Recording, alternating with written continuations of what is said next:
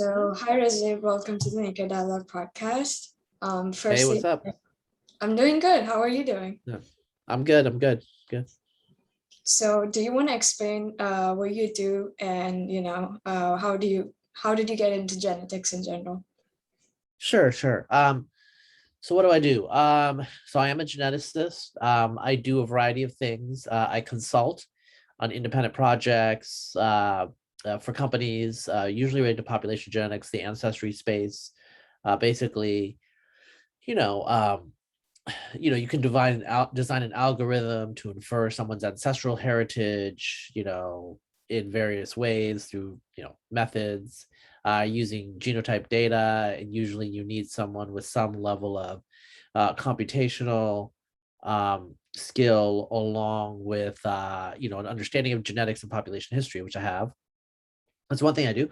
I run a Substack called razib.substack.com, where I talk about genetics and history.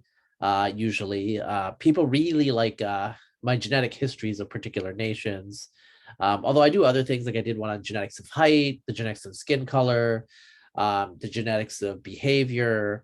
So I'm just interested in genetics as a whole, but I do notice that people are really interested in genetics and history, which I have a lot of. I have a lot of I think that's where I add a lot of value that's different from other geneticists. I know a lot about history, and most people that know as much history as I do not know anything about genetics. And so I can, for example, tell you, all right, like if you ask me about the Hungarians, how are they genetically different than the Poles? I can tell you, mostly because like I have data of both in my computer and I've looked at it. And so I'm not a type of person that just like reads a paper and draws a conclusion. I can actually analyze the data myself and use the methods, which is what I do. So that's another thing I do. I sometimes write for publications like Quillette, Unheard, India Today in India. So I do write for Indian publications every now and then, because it's I just feel like they should be reached. And then finally, I am working on a startup, a stealth startup, which I will not say what it is. I cannot, but it's obviously going to be in the genetic space because that's what I do. I'm a geneticist. So yeah, I've been doing startups since left graduate school in 2016.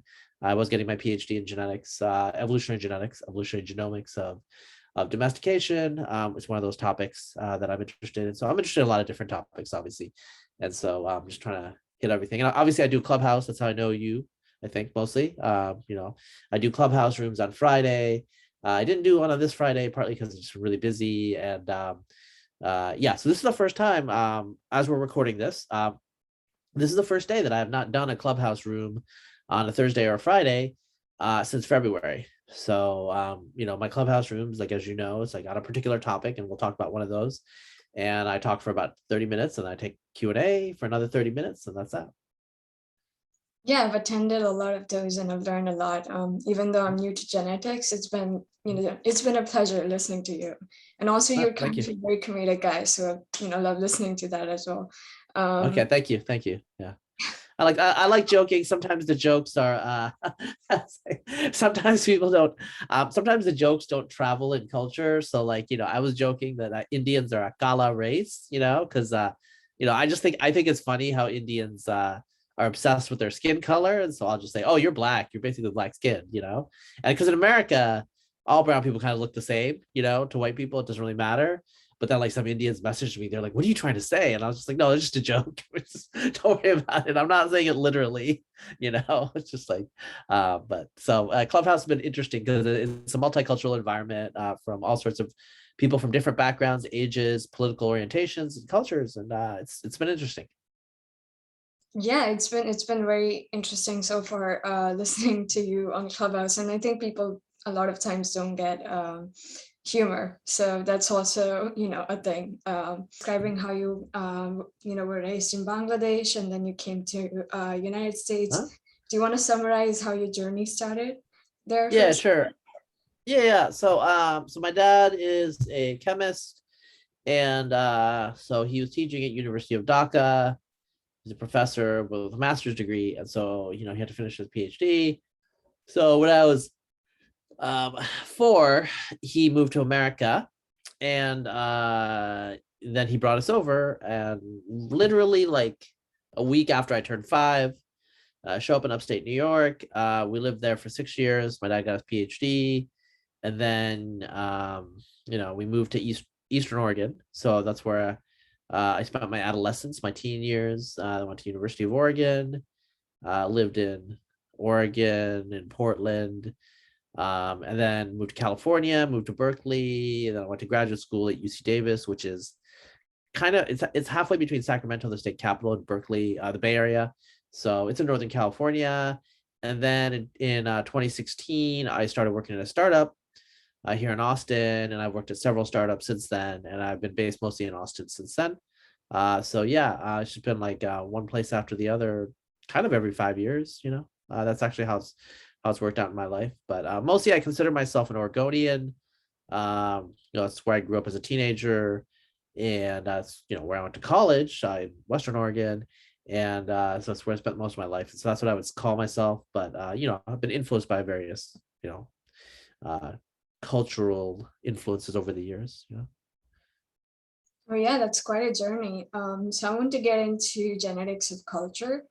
Sure. So how human culture influences our genetics in Yeah. general. So our ancestors couldn't drink milk Yeah. back in the day, and only I guess it was only last 9,000 years probably. And human adults have gained this ability of becoming ill, so children could manage it somehow. But it was only when we turned, I think, into daily farming that adults actually acquired the ability to properly digest milk.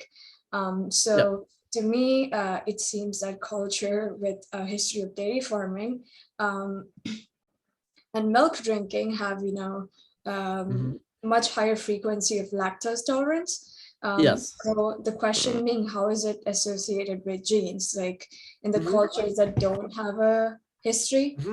of Hmm. milk and dairy consumption, do you have a Hmm. perspective on that one? Yeah. So lactose persistence, lactose tolerance is, as you said, the ability to digest milk sugar as an adult, lactose sugar.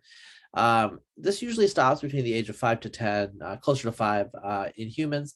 Actually, in all mammals, mammals wean when you wean, and then you can have another gestation, and so that's the reason for that, right? Then like because the baby isn't a baby anymore, so that's probably why there's a shunt that turns off the regulatory element. Lactose tolerance, lactase persistence is due to the breakage of that regulatory element. And that basically means that the element represses the expression of the protein of lactase, the enzyme, and now it doesn't repress it anymore, and it keeps getting produced into adulthood. This is a canonical case, a canonical test of natural selection in the human genome. When the human genome was first mapped in the earliest works like 15 years ago, what they saw was there's a huge region of genetic homogeneity in and around the LCT gene. It's LCT capital, um, and that gene produces lactase, the enzyme, and it looks like it's really targeted by natural selection in Northern Europeans and a few other populations. So, like say Punjabis tend to have it. Then they also found that there was lactase persistence in Arabs and in Maasai in East Africa, but they were different mutations. And so what that indicated was this milk culture drove drove selection for this mutation in separate cultures at different times. So the mutation that's found in Punjabis is the exact same mutation that's found in Northern Europeans, but it's not the same as the mutation found in the Arabs or the Maasai, which are different. And so the mutation that's found in Punjabis and Northern Europeans is probably from the Indo-Europeans originally.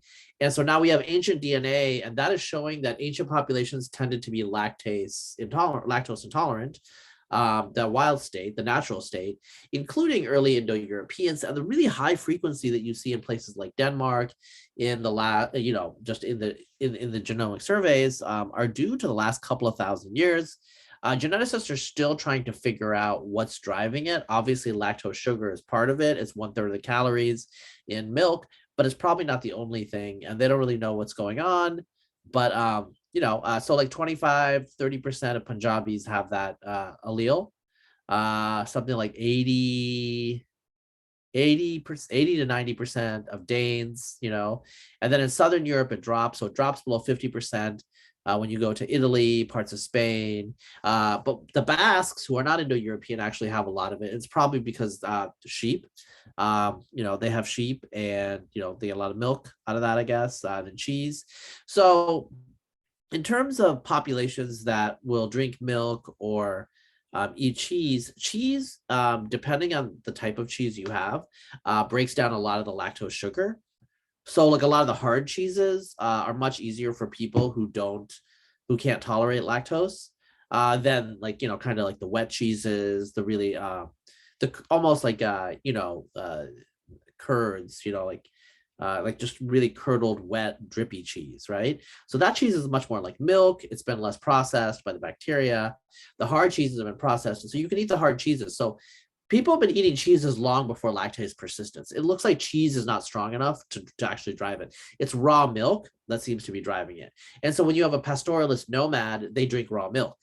Like they don't always make cheese. Like they do make some cheese, but like they drink a lot of raw milk. And so they get a lot of nutritive value straight out of the milk. Whereas with cheese, a lot of the nutritive value is gone, right? So this is the canonical case of how culture has shaped human evolution, because this region of the genome has been shaped by the fact that humans domesticated cattle and then they started milking the cattle, and that introduced this new environmental context that is only conditional on culture. Yeah, so it seems as if, drinking milk is just another example of the way that traditional cultural practices can influence the path of evolution. So another question would be, what are the differences between culture and genetics as two different processes?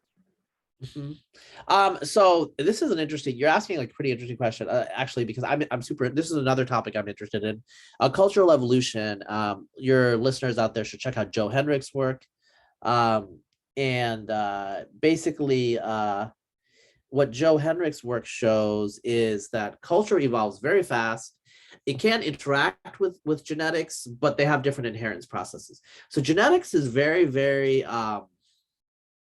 constrained. Okay, so you get half your genes from your mother, half your genes from your father. That's the law of Mendelian segregation. The genes are apportioned out independently, and that's the law of independent assortment, et cetera. It's really rule based, and it's easy to track with genes, right? Genetic markers. Cultural evolution also evolves, but what's happening is traits are selected. There's no genes, there's no memes that are really being selected in any like easy to track way. Also, the law of segregation doesn't apply. So, you can speak the language of your father and not your mother, or worship the religion of your mother and not your father. Or you could they worship the same, and so there's no difference, or you could split the difference, which is actually rare. So that's one thing. It's not necessarily like two parents mixing, creating an offspring. It can be like one culture. Another thing is you could get a culture that's not from your parents. So the way I speak is not the way my parents speak English. Also, my parents are Muslim. I'm an atheist. There's a lot of things about me where my culture is not my parents' culture.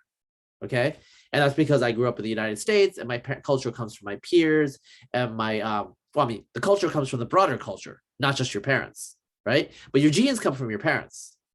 So genes are very, very structured and formal and explicit in the way they're transmitted, whereas culture can transmit in many different ways. Another thing is culture can vary a lot between groups, whereas genes do not vary between groups. I don't want to get into the math of why that is, but basically genes evolve slow, and gene flow from group to group really, really homogenizes groups rapidly. And so between group selection can be kind of difficult in genetics. This is, the group selection question, multi-level selection. Some of your nerdier listeners will know what I'm talking about. With culture, that's not relevant. So with culture, you can have two different groups where there's no overlap, like they speak two different languages. With genes, if they're right next to each other, they almost certainly overlap a lot. So to give a concrete example, let's say you're Gujarati, okay? And the next village over, or maybe it's across a river, they're now speaking Marathi. Okay. So the two villages speak different languages. But if you go to the villages and you look at the people, they're not going to look that different. They're probably going to be somewhat genetically different, honestly, but really they're going to look very similar. Okay. And so, like, why is that? Well, it's because like gene flow is very, very powerful in homogenizing differences. But even if people go from one village to the other, if there's a woman who goes from one village, from the Marathi village to the Gujarati village, her children are going to speak Gujarati.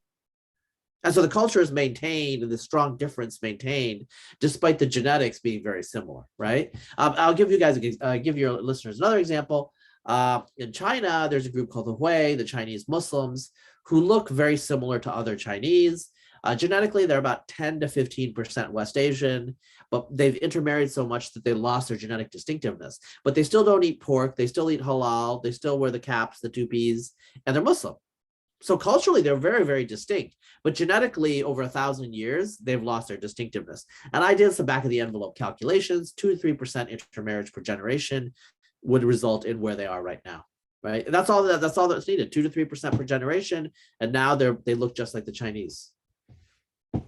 Yeah, very true about the culture, our parents' culture being different and then us being different. I mean, for Yeah. me, I grew up in India, but then I went to college in Tel Aviv, Israel, and I definitely had another cultural experience there. Yeah. So the way I speak, the accent that I have, my parents don't. So again, some sort of Yeah. cultural difference there, even Yeah. though it's not like growing up in another country. So, Yeah. there are Yeah. issues there. Um, So one thing with culture that's very important and that hasn't been extensively studied, but is a thing, is peer groups and generations can have their own culture. They have the way they have the similar slang, speech, even values that are separate from previous generations. Whereas with genetics, what really matters is the generations up and the generations down. And yes, there's lateral mixing, but really like the genealogy matters a lot. Whereas with culture, genealogy can matter a lot. So if you're Cohen, right, you're a paternal direct descendant of Aaron, right? So that's genealogy, that's genetics. But obviously culture also matters a lot. If you're a Cohen but you're converted to Christianity, okay, well, who cares? Like what matters is you're still a Jew and you're a Cohen. So the Cohen part is genetic genealogy, and then it's associated with particular cultural things, like the stuff about you know uh, funerals and all the things that the Cohenim have to do, right? Yeah, completely true. Also, like I was reading a little bit about Polynesians, and like why do they think that they have like some sort of particular frequency of a variant of gene called I'm probably going to butcher it, PPARCIA. I'm not sure what that is, but I think it's diabetes related. Yeah, Um, yeah. what are Polynesians, and like what are the different variants of their genes? I'm kind of confused. If you could explain that. Yeah. So the thing with Polynesians is mostly they're from they're ancestrally from the Philippines, Taiwan. They expanded. They went south through Papua New Guinea. They have some Melanesian ancestry now from Papua, like a third of their ancestry. You see, they don't quite look like Taiwanese or Filipinos. They look a little different, and that's because they're bigger, they're more robust. Some of this is probably due to natural selection. So if you're on a catamaran and you fall in the water or it's a long voyage, the theory is like, okay, like you have a lot of stores of fat, you're going to survive. If you don't, you're just going to die. You're going to starve. And so the theory with the Polynesians is they're among the biggest people in the world. And I don't mean like just tall, like they're big, like, you know that. They're really, really commonly recruited as linebackers and linemen in the NFL because they're just so big and robust and strong. And so the theory is, they were selected out on the Pacific Ocean to be bigger and stronger because those are the ones that would survive on these long voyages. But the consequence of the selection often is particular diseases and whatnot. Yeah.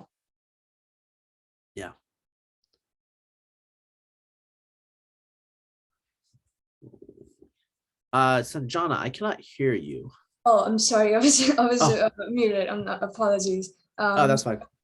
It seems as if cultural influence on our evolution continues to expand, and it kind of seems impossible to sort of predict how it will occur in the future. So, like, what sorts of genetic adaptations we see as a result of our own technological culture in future or presently also? Yeah.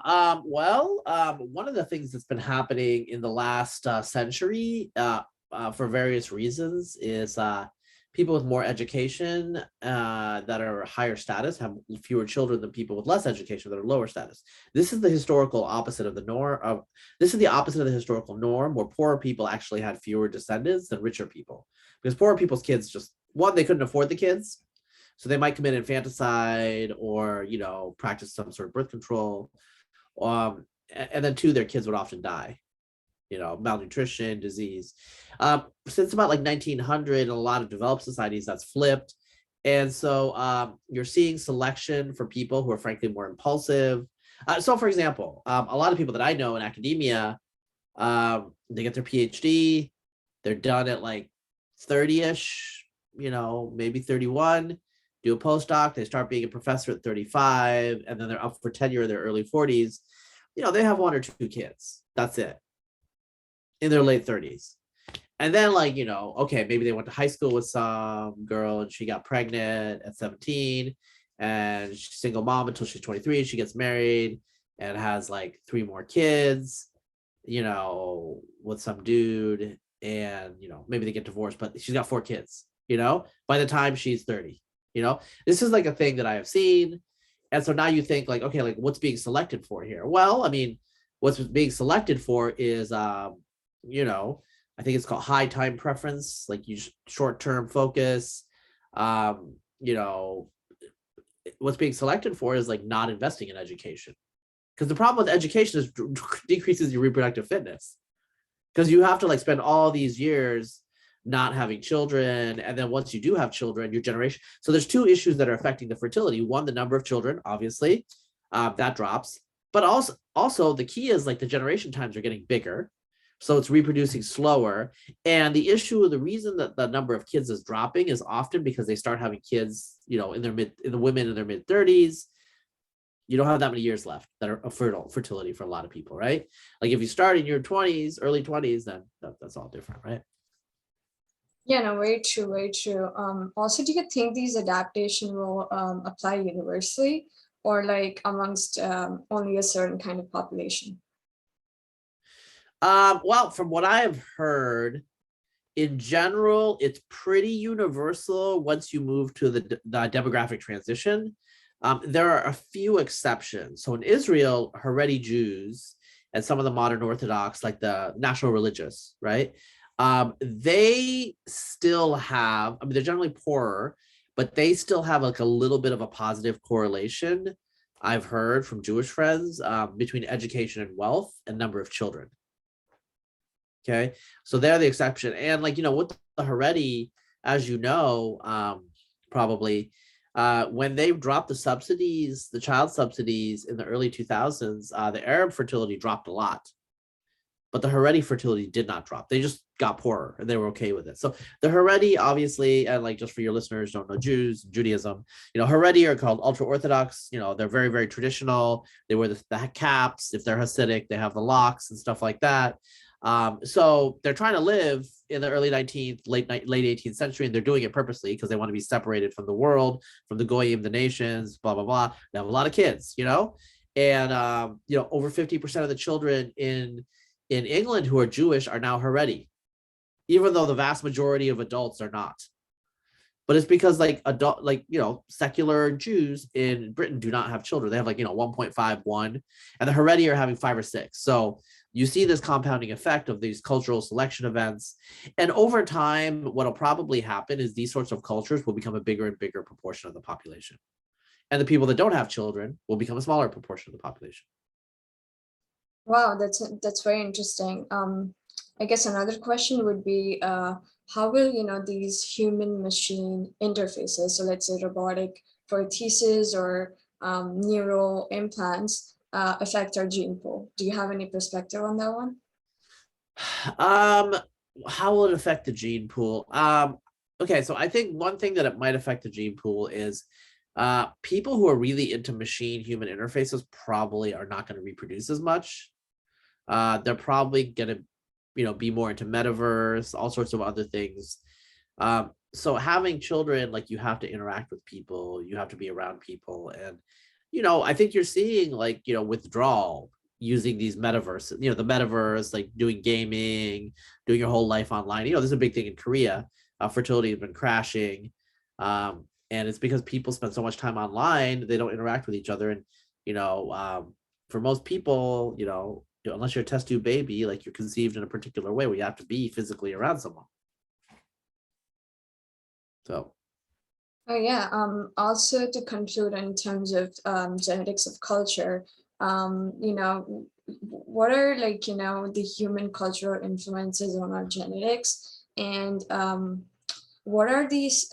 What are some of the questions we don't even yet realize that we should be asking ourselves? so in terms of human genetic or the genetic influences on our culture, well, I mean, so in terms of genetic influences on our culture, I wonder about like say personality distributions. So there is some evidence. So sociopaths are more common in urban populations. Now, is that because sociopathy expresses more in urban areas, or is it because sociopaths want to go to urban areas because they're anonymous? Because the way with sociopaths, con men, psychopaths, these people, they take advantage of people. But if they were in a small village, you would immediately know who they are. I mean, honestly, they'd probably be killed, you know? But if you're in a big city, you just go from neighborhood to neighborhood and you keep like moving on. That's what sociopaths do. They're not regular people that iterate and have the same interactions with the same people. They don't keep friends because they don't have friends, right? So you might have a situation where the more urbanized you get, more sociopaths you get because you live in an anonymous world. And sociopathy, it can be a very, very reproductively benefit, especially for men. Sociopathic men, they can't just like, get women pregnant and then they leave. They don't care. They have no emotional attachment to the women or the children, right? And so all of a sudden, these children whose dads are sociopaths, they're all over the city. So they themselves are very fit. But what will eventually happen is if you have too many sociopaths, society collapses. And all of a sudden, they're not very fit anymore. So this is how evolution works, where you can have a free rider strategy, but those strategies often run into the limits because they parasitize the social system that already exists. Yes, so yeah, very interesting point again about the sociopaths and the psychopathic influence, particularly in the Middle East. So since I have a psychiatric background too, like in terms of psychology, the main difference I see between sociopaths and psychopaths is that psychopaths are born because they have antisocial personality disorder and their brain chemistry is different, while sociopaths are made. And they're made Okay. because of these traumatic childhood that they would have, and I think that's a true case for Middle Eastern population because of how much violence and Mm-hmm. conflicts they tend to see. But So they've been urbanized for a long. They've been urbanized for a long time. very true, very So, true. And in terms of sociopathy and psychopathy, they definitely do not have any empathy or lack of remorse. And so, of mhm, course, the civilization would collapse if there's a lot of sociopaths and psychopaths. mhm. So now, kind of moving towards genetics of population. As I understand, population genetics is like the genetic composition of populations itself. So a question would be, how would you define genetics of population and your own research on the same? Yeah. So the classic thing of how you define it is um, the change in population genetics is the study of the change in allele frequencies over time. Alleles are just genetic variants, and it's studied with various forces that are affecting it. So genetic drift, random sampling, natural selection, migration is another one, and then obviously mutation. And so these are parameters within the model, and use the model to kind of characterize variation within a population. Related to this is the study of the phylogeny of the populations. So I do a lot of work on that with the ancestry trees and population histories.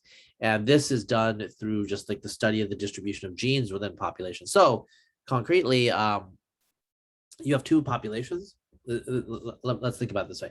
You have two populations, they get separated on an island. What starts to happen is several things. Setting aside natural selection, let's assume the islands have the same weather, etc. they're going to start to build up different mutations. So they're not gene flowing with each other. They're not homogenizing. Build up different mutations. That's going to increase their variance. More importantly, random genetic drift is going to start shifting them away from each other because it's a random walk process, a memoryless process. And so they start diverging. So isolation results in divergences between populations. And then all of a sudden you do a genetic analysis and you see, oh, you can easily identify a person in this population versus another population because they're genetically different at an X number of generations, right? And so what I would do is like, I'm like, okay, this is the variation in population A, variation in population B. This is the generation time, this is the mutation rate, and this is like the size of the population, which will tell me the magnitude of genetic drift. Use those parameters, and I can actually like work backward to how many generations, how many hundreds of years, thousands of years their common ancestors were, and then I create a phylogenetic tree that relates those two populations. And then you do this in a nested, iterated fashion, and you create this vast tree of convergences, coalescences back to common ancestors. Yeah, that's a really good explanation there. Also, like I was reading and researching a bit for the podcast, of course, in genetics in general, and I found that I suppose population genetics can be divided into two subsets. So one being Mendelian, the other being quantitative. So how would you define these two types, and what are the basic differences between the same? Mendelian genetics is basically, it's almost like a system of deductive logic. So you assume with these assumptions, with these discrete units of inheritance defined by Mendel's laws and recombination and all these dynamics, and you can kind of construct, you can generate the way the populations are going to evolve over time. Quantitative genetics is focused on the characteristics. It's like a statistical inference of characteristics over time. So Mendelian genetics will tell you about how the genes change over time. Quantitative genetics will tell you how the traits change over time. Height, skin color, intelligence, risk of type 2 diabetes, anything that can be defined as a quantitative trait, as a variation in odds or a variation in size, these sorts of things. So it seems that qualitative one is statistical in nature, right? Yeah, so quantitative genetics is basically, historically, it's been a branch of statistics, inferential statistics, whereas Mendelian genetics uses statistics, but I would think of it more as almost like a branch of logic. Like it's more like an algebra to understand evolutionary processes. Oh yeah, so talking about algebra, how would you define or like comment on a mathematical approach to the commonly used population genetics model? So like fixation times, mutations, or substitution rates in neural evolution and also selection. How would you define them?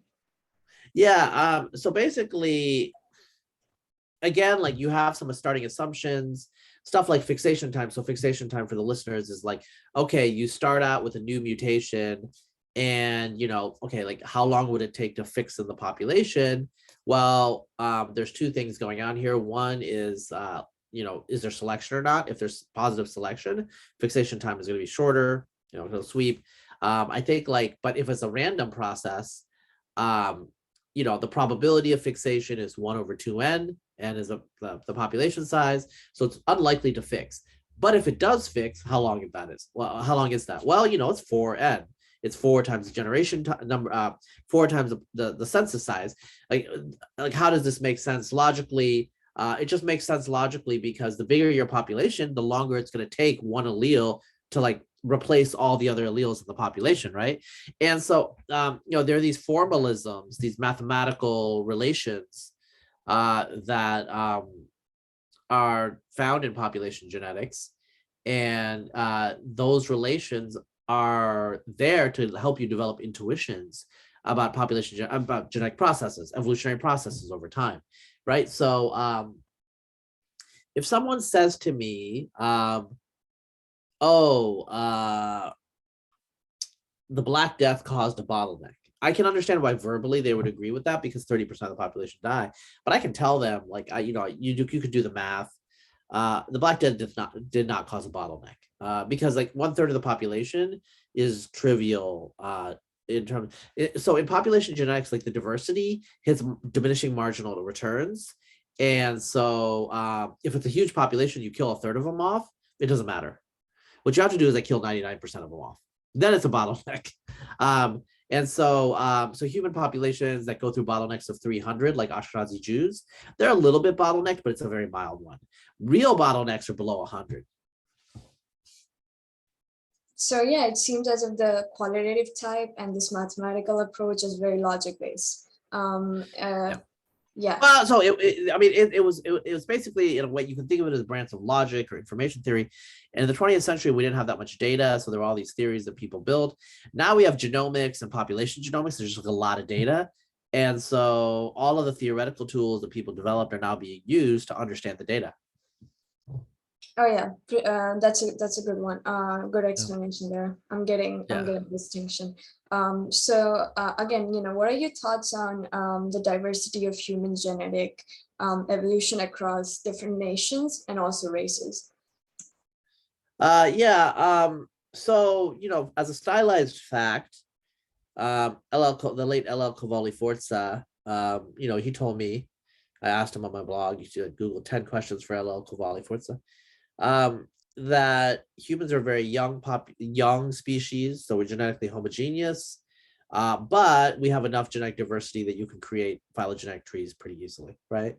So it's trivial looking at genes to like assign population clusters, and that's because human evolutionary history is a real thing, variation is a real thing. We split apart, we diversified into these different lineages, and it's just easy to detect. In terms of what it means, I mean, it means different things for different people.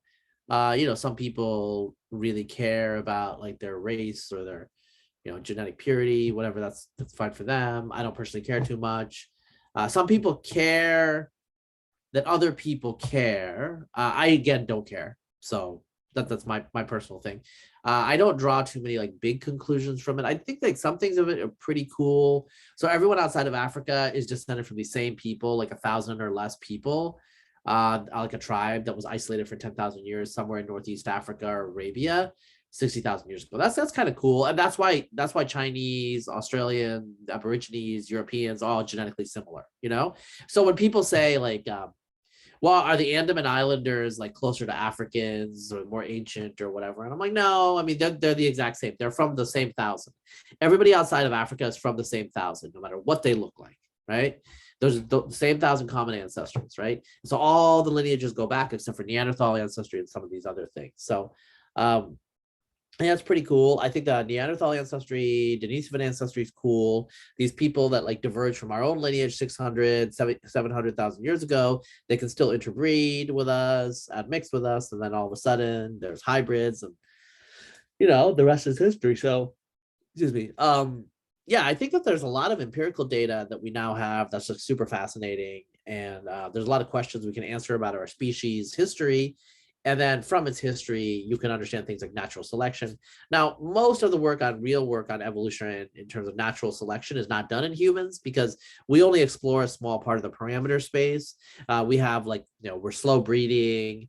Our population size isn't that large. So our population size is 8 billion now, but the way that genetic population size works is you look at like kind of the narrowest points. And so our long-term population size outside of Africa is like 1,000, so we're not that we're kind of weird that way. So there are trees, there are other organisms that are much more diverse, that show much more regional adaptation. So they're much more interesting to a lot of people interested in evolutionary questions of natural selection, right? Humans are more interesting in terms of our own history, but also we're a good test method for phylogenetic inference techniques because, I mean, we kind of have a sense of, you can't ask a rat its phylogeny, but humans, we have history, we have other things going on, right? Yeah, we have ancestry, and I think people are definitely very much interested in this, races and ancestry, and that's why they get 23andMe and like all Yeah, of yeah, yeah, yeah, uh yeah, yeah. And so I know the co-founder of 23andMe. We're friends, and she said that they didn't want to do that internally. A lot of people didn't want to do that. They're like, why would anyone care? And they're like, let's just do it, So because they originally started out doing like medical testing stuff. That was their goal, and then they added ancestry and genealogy, and those are the things uh, that really sold the kids. Genealogy in particular, relative matching, that was just some engineer decided he wanted to do it. So, you know, if, things are fortuitous, right? Yeah, it seems to be a part of culture now to do all of these tests at the moment. So I'm now kind of moving on to genetics of eye color. Because you recently delivered that lecture, I was genuinely very interested. So would you summarize that? Like, what are the genetics of eye color in a nutshell? Yeah. So genetics of eye color is mostly dealing with Europeans because they show most of the variation, although not all of it. Obviously, there are people in the subcontinent and to a great extent West Asia who also show some variation. So there are some traits that are quantitative, like skin color is mostly quantitative. It's like the parents kind of mix and there's some variation, but it can be hard to predict because there's distribution. Then there's other things like I don't know, like lactose tolerance, which is like Mendelian. So if you have one copy of the lactose tolerance gene, you have lactose tolerance, right? Two copies, you have lactose. It's dominant. You have two lactose tolerant, right? You just have it or you don't. And then there's other things that are kind of in between. Eye colors like that, it's quasi Mendelian. And so in general, people with blue eyes, if you marry someone else with blue eyes, your kids will have blue eyes 90% of the time. But there are cases where people with brown eyes, obviously, they carry blue-eyed copies, and so they have blue-eyed children. But this only explains about like 70% of it, 75% of the variation. There's still 25%. There's so many exceptions there that we can kind of predict in general, just naively, but there's always going to be exceptions. But it's simple enough, say like, 15, 20 genes. It's simple enough that you can create a genetic predictor trained on the data that like really, really comes close to predicting your eye color from all of these like 20 to 30 genes, right? Like it's hard to do just like intuitively, but mathematically you can do it, like change the odds or change the pigmentation based on this gene addition, that gene addition. And so eye color is like one of those things where it's like forensics is really great. You get DNA, you can generate their eye color, generate their hair and skin color to some extent too, and you can reconstruct someone without anything aside from their DNA, right? Whether they're a victim or whether they're a criminal. And we can do that agent DNA, where you can reconstruct people and stuff like that. And obviously, you can do it with your potential offspring. Like you could take the genotype of you and your spouse, and then just simulate outcomes. Or basically, what you would probably do is simulate the distribution of outcomes, right? Because there's going to be the most likely outcome and then all the other outcomes. So if you're curious, and then like if some people really care, like you could like create embryos in a test tube and then like look to see what their eye colors are. So I have three kids. They're half European, half South Asian, half Bengali, and the polygenic predictors of eye color are extremely accurate. My daughter has the lightest hazel eyes, and my son has darker hazel eyes, and my youngest son has dark brown eyes. And my hazel-eyed kids, they have um, these like reddish rims around their eyes, kind of that create like some discoloration around the pupil, and that's also heritable. They get that from their mom, and that's also predicted for the two older kids, and not for the youngest. So anyway, basically you can do these predictors, see the eye color, compare it to truth set. It's very close. I'm actually surprised how good they've gotten recently. Yeah, and also it's very interesting to dive into the genetics of eye color in general because I don't think it's talked about a lot. And I think you have a Substack post on the same. So Yeah. So I have a Substack post with skin color and stuff like that, and quantitative genetics. Like people can check it out. I'll probably do one specifically on eye color in the near future. I want to like separate it from the skin color one, just like wait a little bit. But I think eye color is going to be super interesting to people. And the issue with eye color is like nobody knows why color varies in Europe, but it's obviously been subject to natural selection. Nobody knows why. Is it a side effect of something else? I think it's a side effect of something else, but nobody knows what it is. So it's pretty mysterious, but it's very salient to us because it's right on our face, and we look at faces all the time. oh yeah, true. So to conclude, I think a lot of people maybe don't ask these questions to you because I've seen some of your podcast videos. What are your hobbies apart from genetics, like, and what do you do like Yeah. for fun and stuff like that, like? Yeah, I mean, I got kids. I got 3 kids. I like playing with my kids. I like having beer with my boys. Hanging out with my wife. I'm not like I like stopped cooking a lot, but like sometimes I still cook, I guess, with my wife. Like to have like a wine with my steak. But yeah, like I mean, in terms of hobbies, I kind of like fallen off the wagon. I do like working out, lifting, stuff like that. Obviously I read books a lot. And I mean, a lot of the books like kind of are for work, but also like I just like to read books. So that's probably my biggest hobby, just reading. I just love reading. So yeah, yeah, people don't ask me that question very often. But yeah, I think those are my primary ones that I'll put out there. Yeah, I really yeah, I really oh, I did have I do a little bit of composting, vermiculture, like with worms and stuff like that. Like probably spend a little bit more time on that than people would guess, but I don't talk about it. Like, why would I talk about it? I like eating hot peppers. You know what I'm saying? Like, I'm part of a hot sauce club, so I get a different hot sauce every month. So yeah, I like Yeah. Dave's Insanity if anyone cares. Yeah, hot sauce definitely sounds very interesting. So, Yeah. and so I'm also big on reading, Mhm. and I don't do favoritism. So, in the sense that I don't have like a favorite book because I read a lot. Mhm. Do you have a favorite book or like a book that Uh, you really enjoy? yeah, I mean, so I would say okay. So I'll give you two. I'll give two examples. To I really like so my two big areas. I mean, I read a lot of things, but my two big areas are genetics, population genetics, and history right now. Oh, I'll do population. I'll give a couple. Favorite population genetics textbook is Principle of Population Genetics by Daniel Hartle and Andrew Clark.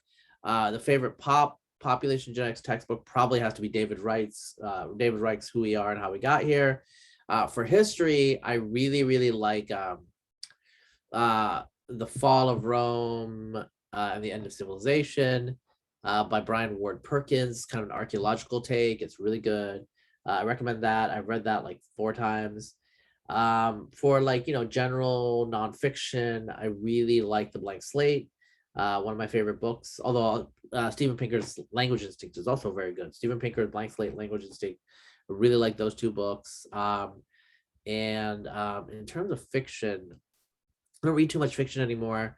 But I used to be like super into Game of Thrones. I don't think he's ever going to finish it, but I read Game of Thrones in the 1990s, and I actually had some emails with Martin back then before he was famous. So, yeah, I really like Game of Thrones a lot at the time.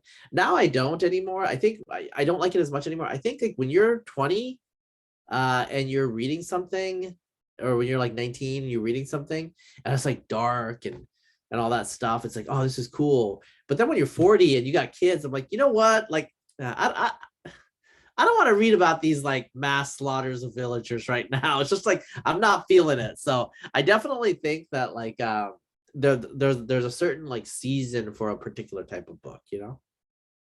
Oh no, I completely relate to that because like up till the age of maybe 17, I would read a lot of dystopian young adult books. But Yeah. then as soon as I turned 18 and got into philosophy, whenever I would open these books again, I'm just like, nah, I can't do this anymore. It just doesn't make Yeah. any sense. So Yeah. completely relate on that one.